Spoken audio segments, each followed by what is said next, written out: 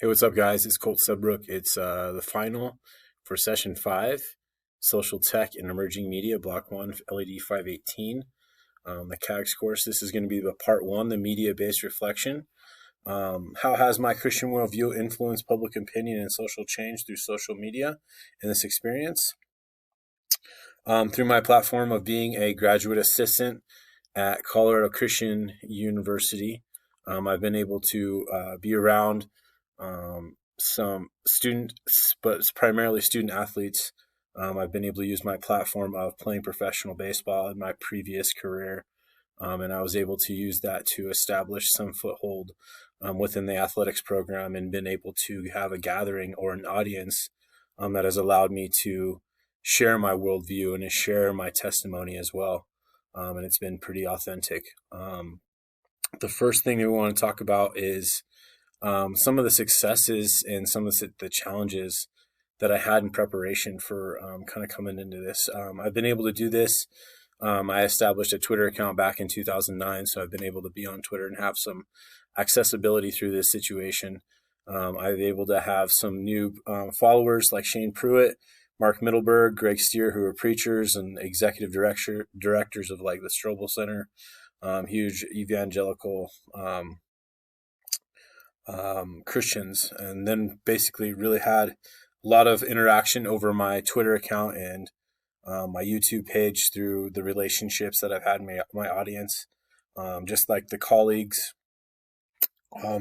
several other people that I've played baseball with or had some interactions with through coaching, other Christians that have noticed some of the material that I've been able to put out there and some of the content that I've been able to create and grab that social media content gathering. CCU students, some baseball players, some just coaches as well, and primarily just a lot of players that I've coached prior to coming to CCU. Some of the challenges is obviously having a new network of audience, having more people come on board, not being able to be in person has really impacted my ability to gather or have a gathering or say, hey, follow me on Twitter or hey, follow me here.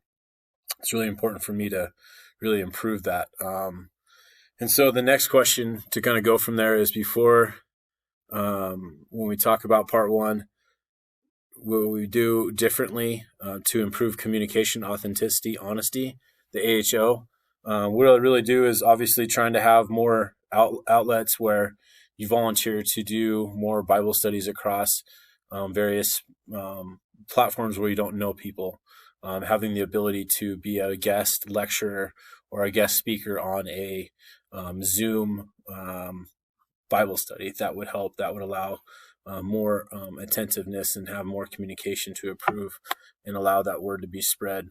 How has the participant changed your permanent subjectivity, influence, and quality of meaning? You got to have a niche. You got to have a particular audience in the way that you work through social media, whether it's through Twitter, whether it's through Instagram, and even having that on LinkedIn.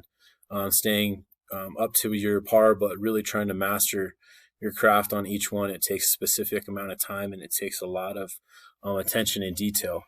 And you got to make sure that you're a good follower as well. Sharon shows the avenue. One thing I really did like through the readings, it was an article by Michael Simmons, the #1 predictor of career success according to social network science.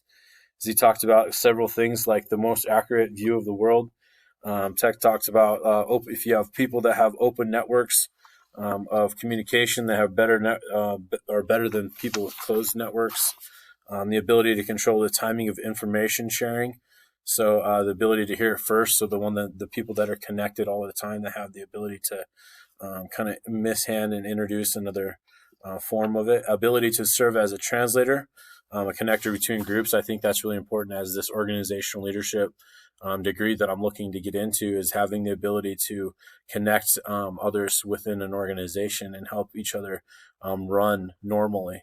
And have more breakthrough ideas. Obviously, we talk about making that next step in growing the kingdom of God. And so having that is having breakthrough ideas, getting the next generation to be more involved and more obedient with their faith and keeping their faith central in their life and allowing the direction of their Christian faith to direct, kind of guide them on their path into adulthood and kind of past CCU. And really appreciated this class. It really was awesome. And thanks for the time.